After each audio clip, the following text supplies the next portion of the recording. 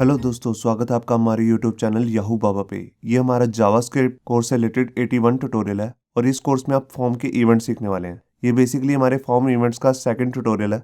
इससे पिछले video tutorial में हमने कवर किया था फोकस, ब्लर और इनपुट नाम के हमारे जो इवेंट्स है फॉर्म के। इस वीडियो में हम सीखने वाले हैं चेंज, सेलेक्ट, सबमिट और इनवैलिड। तो शुरुआत करते हैं हम चेंज नाम के इवेंट से।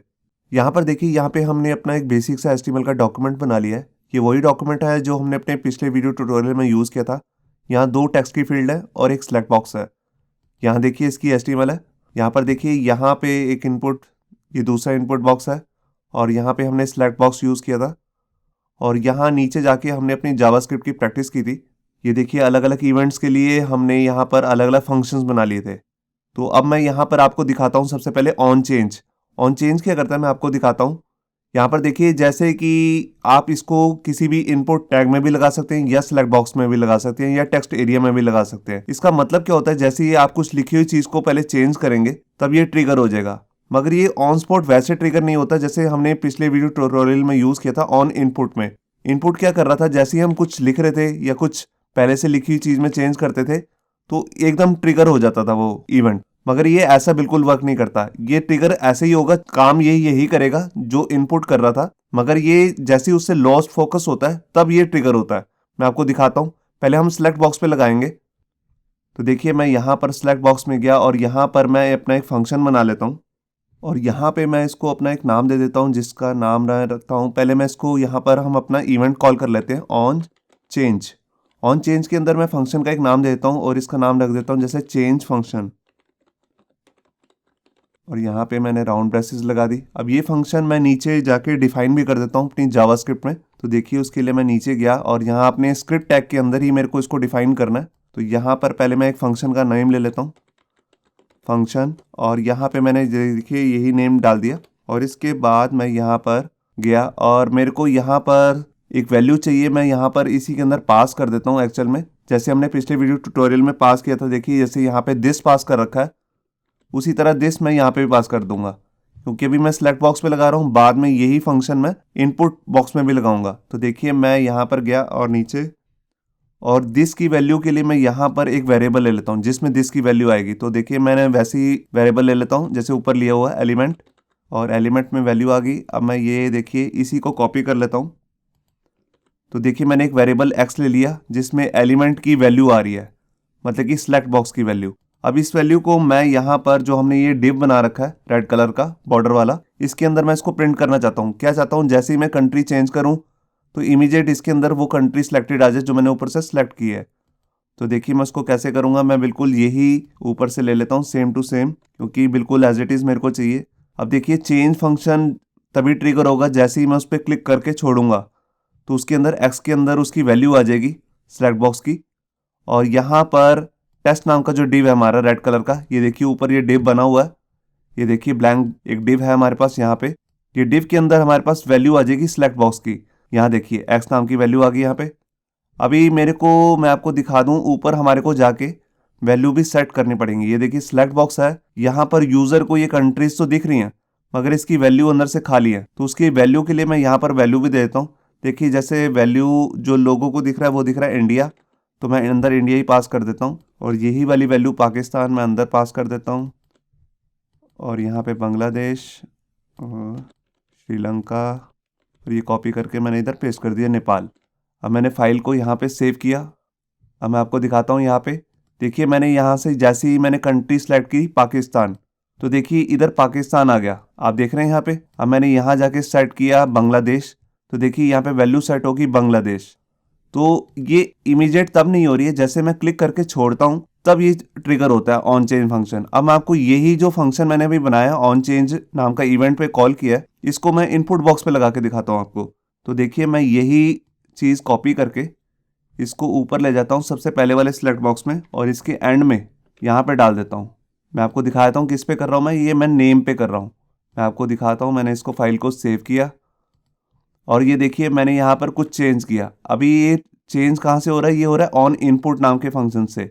ऑन इनपुट क्या करता है, जैसे ही मैं लिखना शुरू करता हूँ तभी ये ट्रिगर हो जाता है ऑन इनपुट। मगर मैं यहाँ से अभी ऑन इनपुट हटा देता हूँ क्योंकि आपको समझ नहीं आएगा कि कैसे काम कर रहा है। अब देखिए ऑन इनपुट हट गया। मैंने फाइल को दोबारा सेव किया अब यहाँ देखिए मैंने कुछ लिखा, मैंने ऑलरेडी जो वैल्यू उसके अंदर थी या नहीं थी उसको चेंज किया यहाँ पे, मगर यहाँ पे अभी कुछ नहीं हुआ। ये तब तक ट्रिगर नहीं होगा ऑन चेंज फंक्शन जब तक आप इससे लॉस फोकस नहीं करेंगे, मतलब कि इस इनपुट से बाहर कहीं क्लिक नहीं करेंगे। तो देखिए मैंने यहाँ बाहर क्लिक किया तो देखिए उसी समय यहाँ पर ऑलरेडी यहाँ पर एक वैल्यू आ गई जो मैंने ऊपर लिखी थी। मैं यहाँ पर पहले से एक डिफॉल्ट वैल्यू डाल देता हूँ। तो देखिए मैं यहाँ पर वैल्यू नाम का एक एट्रीब्यूट यूज करूंगा और इसके अंदर देखिए मैं जैसे लिख देता हूँ याहू बाबा। मैंने फाइल को सेव किया। अब ये देखिए यहाँ पर ऑलरेडी एक वैल्यू आ रही है, मैं इस वैल्यू को चेंज करता हूँ। देखिए मैंने यहाँ पर जाके कुछ भी लिख दिया, मगर ये जो ऑन चेंज फंक्शन है हमारा यहाँ पे देखिए ये ट्रिगर नहीं हुआ। जैसे ही मैंने इसे लॉस फोकस किया देखिए यहाँ पे तब ये ट्रिगर हो गया। मैं फाइल को दोबारा रिफ्रेश करके दिखाता हूँ। ये देखिए मैंने यहाँ पर कुछ लिखा, अभी कुछ नहीं हो रहा। ये ऑन चेंज फंक्शन तब काम करेगा जब आप इससे लॉस फोकस करेंगे। देखिए मैं दूसरे वाले क्लास नाम के इनपुट टैग में यहाँ पर क्लिक करता हूँ तो देखिए उसी समय ये ट्रिगर हो गया, आप देख रहे हैं यहाँ पे। तो यही होता है हमारा ऑन चेंज फंक्शन। अब हम यहाँ पे देखने वाले हैं सिलेक्ट नाम का जो हमारा इवेंट है वो कैसे काम करता है।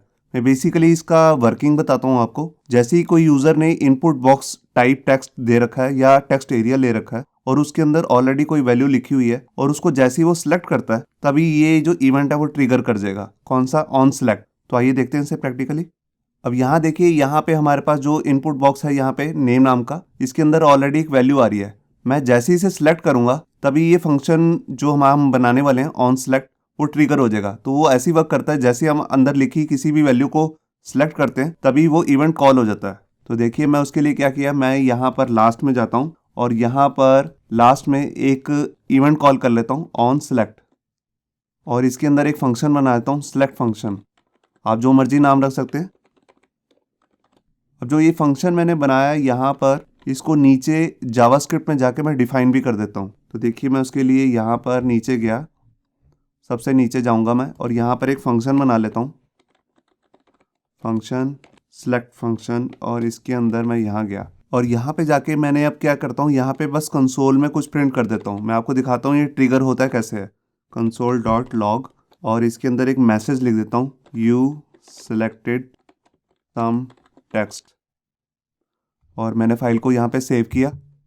तो देखिए जैसे ही मैं यहाँ पर गया और ये ऑलरेडी जो टेक्स्ट लिखा हुआ है मैं इसको सिलेक्ट करूँगा। एक सेकंड में कंसोल पहले ओपन कर लेता हूँ यहाँ पे। ये देखिए यहाँ पे मैसेज लिखा गया, यू सिलेक्टेड सम टेक्स्ट। मैं दोबारा से सिलेक्ट करता हूँ देखिए। तो देखिए दोबारा जो हमारा फंक्शन है वो ट्रिगर हो गया और इसने सेम जो कंसोल में मैंने कमांड लिखी हुई थी वो इसने प्रिंट कर दी यहाँ पे। तो देखिए आपको समझ में आ गया कि सिलेक्ट कैसे काम करता है। ये बेसिकली बहुत कम यूज़ होता है और अगर यूज़ करना भी हो तो टेक्स्ट एरिया या इनपुट टाइप टेक्स्ट में ही हम यूज़ करते हैं इसे। अब हम यहाँ पे देखने वाले हैं अपना सबमिट नाम का इवेंट। ये सबमिट नाम का जो इवेंट होता है ये बेसिकली हम लगाते हैं फॉर्म टैग पे। मतलब कि जैसे ही यूज़र आके आपका सारा फॉर्म फिल कर देगा उसके बाद जैसे ही वो सबमिट बटन पे क्लिक करेगा तो उसी समय ये इवेंट जो है वो ट्रिगर हो जाएगा। आइए देखते हैं इसे प्रैक्टिकली। तो देखिए हम जो ये हमारा एक बेसिक सा फॉर्म बना रखा है इसमें सबसे पहले हम एक बटन डाल लेते हैं और उसकी टाइप दे देते हैं सबमिट। तो देखिए मैं ऊपर गया अपनी HTML में और यहाँ पर देखिए ये हमारा फॉर्म है, फॉर्म के अंदर ही आपको सबमिट डालना है। तो सबसे पहले मैं यहाँ पर इनपुट ले लेता हूँ, इनपुट टाइप सबमिट। ये देखिए मैंने फाइल सबमिट ले ली और मैं फाइल को सेव करके दिखाता हूँ। ये देखिए यहाँ पे सबमिट बटन आ चुका है। अब मैं चाहता हूँ जैसे ही मैं इस पर क्लिक करूँ हमारा इवेंट जो है वो ट्रिगर हो जाए ऑन सबमिट वाला। तो वो मेरे को बनाना कहाँ पे है, वो मैं बनाऊंगा अपने फॉर्म टैग के अंदर। ये देखिए सबसे ऊपर जो हमने फॉर्म टैग बनाया हुआ है यहाँ पे मैं लिख लेता हूँ ऑन सबमिट और इसके अंदर मैं एक फंक्शन कॉल कर लेता हूँ जिसका नाम मैं रख दूंगा सबमिट फंक्शन। आप जो मर्जी नाम ले सकते हैं। ये मैंने नाम भी जो है वो कैमल केस में लिए, देखिए F जो है वो कैपिटल में। और मैं ये फंक्शन जो है नीचे जाके अपनी जावास्क्रिप्ट की स्क्रिप्ट टैग के अंदर वहाँ डिफाइन कर देता हूँ, मतलब कि बना लेता हूँ। तो देखिए मैं यहाँ गया और मैंने यहाँ पर फंक्शन लिखा और यहाँ पे मैंने इसको पेस्ट कर दिया सबमिट फंक्शन को।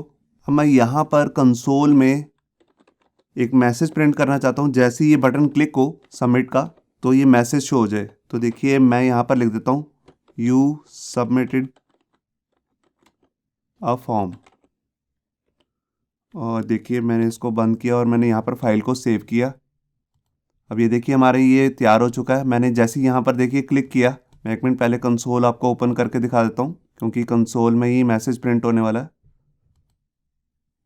तो देखिए जैसे ही मैं सबमिट पे क्लिक कर रहा हूँ तो पेज रिफ्रेश होता जा रहा है। ऐसा क्यों हो रहा है मैं आपको दिखाता हूँ।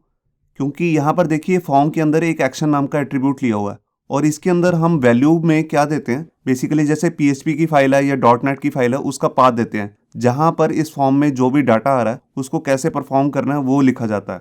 तो अभी तो यहाँ पर एक्शन में कुछ नहीं है और ना हम PHP का कोई काम करने वाले हैं। तो देखिए ये सोचता है कि मेरे को डाटा कहीं भेजना है, तभी ये पेज रिफ्रेश हो जाता है। तो अभी तो हम इसकी जगह पे हम कंसोल में यहाँ पर नहीं लिखते, हम इसको अलर्ट में दिखा देते हैं एक्चुअल में। तो अलर्ट क्या है, थोड़ी देर तक रुकेगा जब तक हम ओके नहीं करेंगे। मैं आपको दिखाता हूँ। मैंने यहाँ पर फाइल को सेव किया और देखिए जैसे ही मैं सबमिट पे क्लिक करूँगा तो देखिए यहाँ पर अलर्ट आ गया और यहाँ पे मैसेज आ गया यू सबमिट अ फॉर्म। आप देख रहे हैं जैसे ही मैंने फॉर्म को सबमिट किया, अब जैसे ही मैं ओके करूँगा और पेज रिफ्रेश हो जाएगा। ये देखिए पेज भी रिफ्रेश हो गया। तो आपको समझ में आ गया होगा कि सबमिट का फॉर्म हम कैसे यूज़ करते हैं। अब इसका एग्जाम्पल में मैं आपको दिखाऊं तो इसके अंदर हम इसकी वैल्यू उठा सकते हैं, जैसे फर्स्ट नेम की, ये हमने जो क्लास ले रखी है उसकी या उसकी। तो अभी मैं सिर्फ आपको फर्स्ट नेम जो हमने यहाँ पर आईडी लिया हुआ है एफ नेम, इसकी वैल्यू उठा के दिखाता हूँ। तो इसके लिए आईडी को मैं टारगेट कैसे करूँगा, यहाँ पे मैं आपको दिखाता हूँ। मैं यहाँ पर एक वेरिएबल ले लेता हूँ एक्स और उसके अंदर डाल देता हूँ document dot gate element by ID, और आईडी जो है हमारे पास वो है एफ नेम, और मेरे को उसकी क्या चीज़ उठानी है, मेरे को उसकी वैल्यू उठानी है। तो देखिए वैल्यू उठ के किस में चली जाएगी, वो जाएगी एक्स नाम के एक वेरिएबल में, और इस एक्स नाम के वेरिएबल को मैं यहाँ पर अलर्ट में प्रिंट करा लेता हूँ। तो देखिए मैं उसको मैसेज के साथ प्रिंट करा लेता हूँ। तो देखिए मैं यहाँ पर लिख देता हूँ हेलो। हेलो लिखने के बाद मैंने थोड़ी स्पेस दे दी और यहाँ पे कॉन्कैटिनेशन का साइन लगा दिया, मतलब कि प्लस का साइन, और उसके बाद यहाँ पे लिख दिया एक्स, और यहाँ पे मैंने फाइल को सेव किया। अब देखिए यहाँ पर पहले से मैंने लिखा हो जैसे याहू बाबा। अब मैं सबमिट किया तो देखिए यहाँ पर मैसेज आ गया हेलो याहू बाबा। आप देख रहे हैं हम कैसे फॉर्म सबमिट करने पर फॉर्म की सारी वैल्यू को कैसे उठा सकते हैं। अब मैं यहाँ पर कुछ और लिख देता हूँ, जैसे मैंने यहाँ पर लिख दिया राम। अब मैंने यहाँ पर फाइल को सबमिट दोबारा किया तो देखिए यहाँ पर अलर्ट में आ गया हेलो राम। आप देख रहे हैं यहाँ पे। तो आपको यहाँ समझ में आ गया होगा कि कैसे हमारा जो ये सबमिट नाम का फंक्शन है ये ऑन सबमिट पे वर्क कर रहा है। ये बेसिकली हम लगाते हैं फॉर्म नाम के टैग के अंदर, बस ये बात आपको याद रखनी है। और ये ट्रिगर तब होगा जब फॉर्म के अंदर बना हुआ कोई भी सबमिट नाम का बटन ट्रिगर होगा, मतलब कि उस पर जैसे ही कोई यूजर क्लिक करेगा तभी उस फॉर्म के अंदर जो भी हमने यहाँ पर ऑन सबमिट पे फंक्शन कॉल किया होगा वो कॉल हो जाएगा। अब यहाँ पे हमारे पास लास्ट में जो फॉर्म का इवेंट बचा है वो है इनवैलिड। इनवैलिड कैसे काम करता है मैं आपको बताता हूँ। जैसे ही यूजर कोई हमने जैसे यहाँ पर पर्सन से कोई ईमेल डलवानी है और उसने ईमेल नहीं डाली, कुछ और लिख दिया, मतलब कि ईमेल का फॉर्मेट ही नहीं है वो, तो उसको इमीडिएट कोई मैसेज आ जाएगा। मान लीजिए उसने हमने उससे यूजर से फोन नंबर लेना है और उसने फोन नंबर नहीं डाला, वहां पे कुछ और डाल दिया, तो उसको इमीडिएट कुछ मैसेज दिखाना हो तो उसके लिए हम यहाँ पे यूज कर सकते हैं इनवैलिड। तो आइए देखते हैं इसे प्रैक्टिकली। अब यहाँ पर देखिए जो हमारे ये डॉक्यूमेंट है इसमें 3 फील्ड्स आ रही हैं, मगर जो सबसे पहली वाली फील्ड है मैं चाहता हूं कि यूजर उसको बिना फिल किए सबमिट ना कर सके। तो उसके लिए देखिए यहाँ पर मैं HTML5 का जो हमारे पास एट्रीब्यूट आता है, देखिए ये हमारा नेम नाम का एट्रीब्यूट है, यहाँ पे फर्स्ट नेम जिसमें लिया हुआ है, मैं इसमें लास्ट में यहाँ पर लिख देता हूँ रिक्वायर्ड। यहाँ पे मैंने लिख दिया रिक्वायर्ड, इसका मतलब है कि ये फील्ड डालनी जरूरी है। अभी मैं आपको दिखाता हूँ ये वर्क कैसे करेगा। मैंने यहाँ पे फाइल को सेव किया और देखिए अभी ये खाली है। मैंने जैसे यहाँ पे सबमिट किया तो देखिए यहाँ पर HTML5 का इनबिल्ट जो फीचर है वो इनेबल हो गया, मतलब कि वो कह रहा है प्लीज फिल द फील्ड। अगर मैं यहाँ पर ये जो मैसेज है ये शो नहीं करना चाहता, या तो अलर्ट दिखाना चाहता हूँ या कुछ और करना चाहता हूँ, तो वो मैं कैसे करूंगा। मैं यहाँ पर जो हमारी ये फील्ड है फर्स्ट नेम, यहाँ पर मैं अपना इवेंट कॉल करूंगा ऑन इनवैलिड। ये देखिए मैंने फंक्शन कॉल कर लिया। अब मैं यहाँ पर इस इवेंट के अंदर कोई फंक्शन भी बना सकता हूँ, जैसे हमने ये ऑलरेडी ऑन ब्लर पे ऑन फोकस पे फंक्शन बनाए थे, या इसके अंदर भी जावास्क्रिप्ट लिख के कर सकता हूँ। तो अभी तो मैं यहाँ पर ही लिख देता हूँ आपको, देखिए मैं आपको दिखाता हूँ। अलर्ट मैंने यहीं पर लिख दिया और इसके अंदर मैंने यहाँ पर लिख दिया, मेरे को एक्चुअल में अंदर सिंगल कोट्स लेने हैं क्योंकि बाहर डबल है, please fill the first name. ये मैंने मैसेज डाल दिया अलर्ट के लिए और यहाँ पे मैंने देखिए फाइल को सेव किया। अब जैसे ही अगर मैं इस फील्ड को बिना भरे सबमिट के बटन पे क्लिक करूंगा उसी समय ये इनवैलिड वाला ट्रिगर हो जाएगा। क्यों ट्रिगर हो जाएगा, क्योंकि इसके अंदर है रिक्वायर्ड फील्ड, और अगर मैंने ये फील्ड नहीं फिल की है तभी ये फंक्शन कॉल होगा। मैं आपको दिखाता हूँ। यहाँ पर देखिए मैंने यहाँ पर क्लास फिल कर दी, कंट्री सेलेक्ट कर ली, मगर यहाँ पे फर्स्ट फील्ड जो है उसको फिल नहीं किया। अब देखिए जैसे मैं सबमिट पे क्लिक करूंगा तो देखिए उसी समय यहाँ पर अलर्ट हमारे पास पॉपअप खुल गया है। यहाँ देखिए यहाँ पे मैसेज भी आ गया please fill the first name. आप देख रहे हैं इसका फायदा इनवैलिड का। अब मैं आपको दिखाता हूँ, अगर मैं यहाँ पर जो इसकी टाइप है मैं चेंज कर देता हूँ और यहाँ पर टेक्स्ट की जगह लिख देता हूँ ईमेल, और लास्ट में जाके मैं रिक्वायर्ड भी हटा देता हूँ। अभी मैं आपको ये इस ऑन इनवैलिड को भी हटा के दिखाता हूँ कि जो HTML5 का इनबिल्ट फीचर है वो कैसे काम करता है। तो देखिए यहाँ पर अब मेरे को ईमेल डालनी है और मैं यहाँ पर कुछ भी लिख के अगर सबमिट पे क्लिक करूंगा तो देखिए मेरे को मैसेज देगा कि इसके अंदर @ तो कहीं है ही नहीं। मैं आपको दोबारा दिखाता हूँ, ये देखिए ये कह रहा है @ मिसिंग है।